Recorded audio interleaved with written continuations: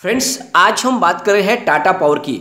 एक तरफ तो बाजार में आज गिरावट थी, यानी निफ्टी एनर्जी में लगभग 3.5% की गिरावट। उसके बावजूद भी टाटा पावर के स्टॉक में 2.5% की तेजी देखने को मिली। इसके पीछे क्या वजह है, क्यों स्टॉक इतना दौड़ा आज, तो इसके पीछे बहुत बड़ी वजह है जिसको इस वीडियो के माध्यम से डिस्कस करेंगे। साथ में जो लेटेस्ट टारगेट नया निकल कर आया उसको टारगेट को भी डिस्कस करेंगे और पावर सेक्टर को लेकर 2-3 बड़ी अपडेट है जिनको एक एक करके डिस्कस करेंगे और जानने की कोशिश करेंगे क्या आने वाले समय में बाजार में फिर से खरीदारी का माहौल बनने वाला है, क्या आने वाले समय में हमें पावर सेक्टर में इन्वेस्टमेंट करना चाहिए। वैसे अगर आप देखोगे तो बाजार के लिए बहुत सारी बातें जो निगेटिव बनी हुई है, लेकिन कुछ बातें जो बाजार के लिए पॉजिटिव भी बनी हुई है। तो क्या इस समय डिप में खरीदारी करनी चाहिए, तो बहुत सारे सवाल है जिनके जवाब जानने की कोशिश करेंगे इस वीडियो के माध्यम से। क्या वाकई में आने वाले समय में टाटा पावर वैसा ही हमें रिटर्न दे सकता है जैसा इसने पिछले 2 साल में दिया, क्योंकि स्टॉक 28 के आसपास था, वहां से 300 तक जाके आए। बहुत ही जबरदस्त बम्पर लोगों को रिटर्न मिला। एक तरह से कहे तो लॉटरी का टिकट साबित हुआ टाटा पावर का स्टॉक। क्या वैसी ही संभावना फिर से हम कर सकते हैं, क्या आने वाले साल 2 साल के निवेश में हमें ये मल्टीबैग रिटर्न दे सकता है, इन सारे सवालों के जवाब जानने की कोशिश करते हैं इस वीडियो के माध्यम से। लेकिन फ्रेंड, उससे पहले अगर आप पहली बार हमारे चैनल पर आए तो चैनल को सब्सक्राइब कर दीजिए, एक बेल आइकॉन दबा दीजिए ताकि जब भी नया वीडियो बने पहला नोटिफिकेशन आपको मिले। वीडियो पसंद आए तो लाइक शेयर जरूर कीजिए। चलो फ्रेंड्स, वीडियो स्टार्ट करते हैं। मैं हूं आपका दोस्त एसबी दवे और हमारे अपने चैनल ऑनलाइन कमाई में आपका बहुत बहुत स्वागत है। सबसे पहले आज के ट्रेडिंग को डिस्कस कर लेते हैं। स्टॉक ओपन हुआ 202 पर, लो बना 200 का और हाई है 207 का।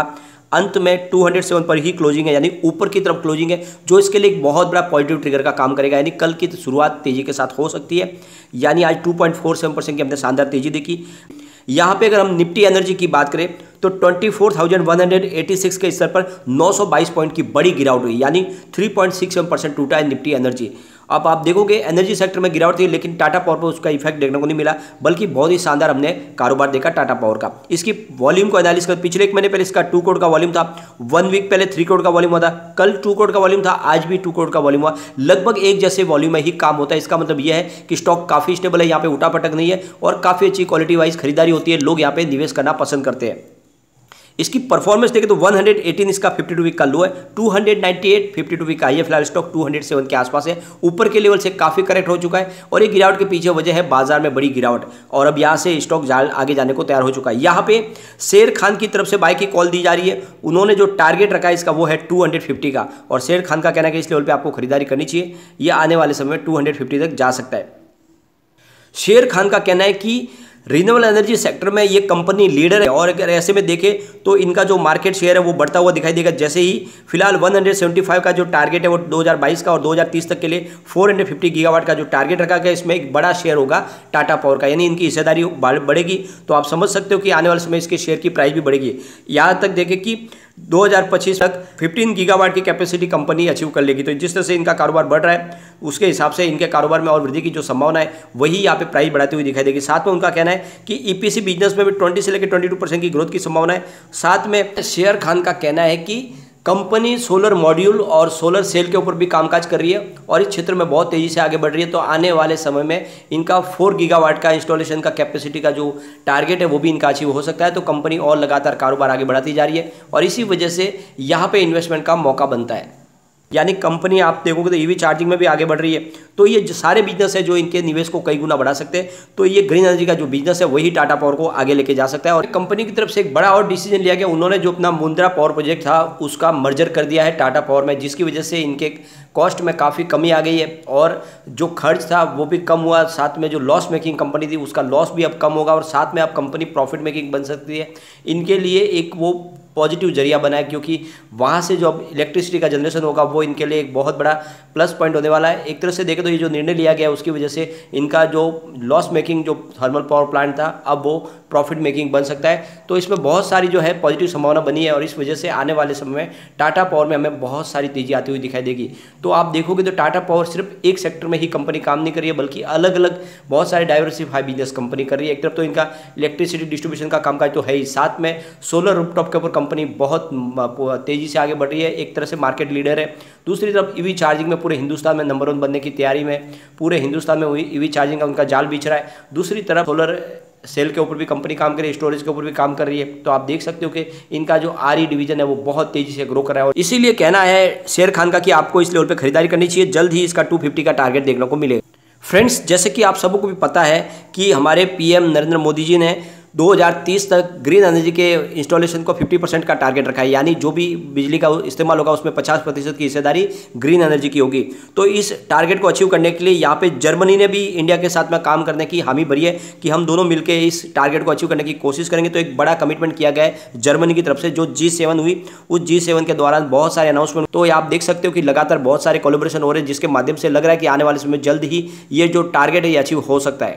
यहाँ पे नीति आयोग की तरफ से एक रिपोर्ट पेश की गई है जिसमें कहा गया है कि इंडिया को फिलहाल ग्रीन हाइड्रोजन कॉरिडोर्स की जरूरत है और इसके माध्यम से ही इस क्षेत्र में हम आगे बढ़ पाएंगे। यानी जो टारगेट रखा गया है कि 2030 तक जो टोटल इंस्टॉलेशन है ग्रीन एनर्जी का वो 50% होना चाहिए। तो ये तभी पॉसिबल है जब हम इस सेक्टर के लिए ग्रीन कॉरिडोर बनाए। और उनका कहना है कि जो नए स्टार्टअप्स है जो इसमें एंट्री लेना चाहते हैं उनके लिए ग्रांट्स को मंजूर करना होगा सरकार की तरफ से।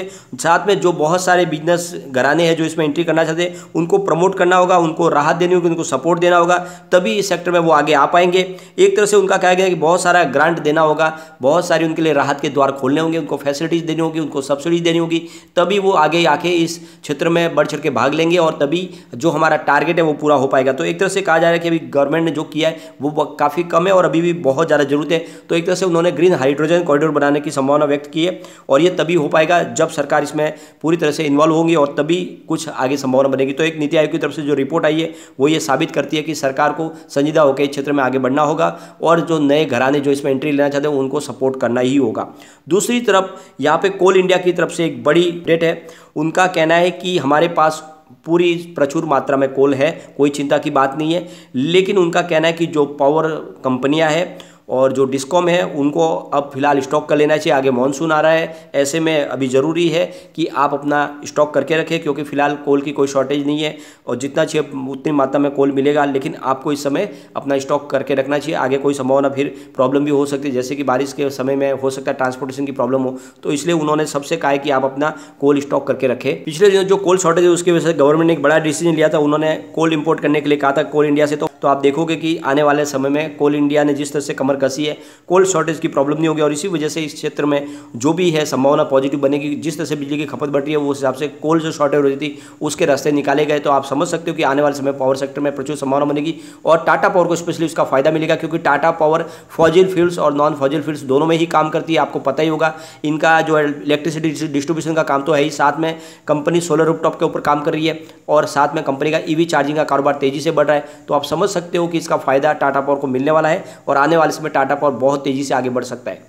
फ्रेंड्स, यहाँ पे रेसिडेंशियल सोलर रूफटॉप को प्रमोट करने के लिए वर्ल्ड बैंक ने भी अपनी तरफ से बहुत बड़ी हेल्प की है। उन्होंने इंडिया को $165 मिलियन देने की पेशकश की है, ये सपोर्ट मिलेगा जिसकी वजह से जो रेसिडेंशियल प्रोजेक्ट है वो भी अपने यहाँ पे सोलर रूफटॉप लगा पाएंगे और इस कारोबार को आगे बढ़ा पाएंगे। और इस वजह से अगर आप देखोगे तो इसका फायदा सीधा टाटा पावर को मिलने वाला है क्योंकि टाटा पावर सोलर रूफटॉप के मामले में स्पेशल जो रेसिडेंशियल प्रोजेक्ट के ऊपर जो काम करती है कंपनी उसमें इंडिया में नंबर 1 है। तो आने वाले समय इनके कामकाज में वृद्धि होगी और इनका रेवेन्यू भी बढ़ता हुआ दिखाई देगा जो आने वाले रिजल्ट में हमें दिखाई देगा।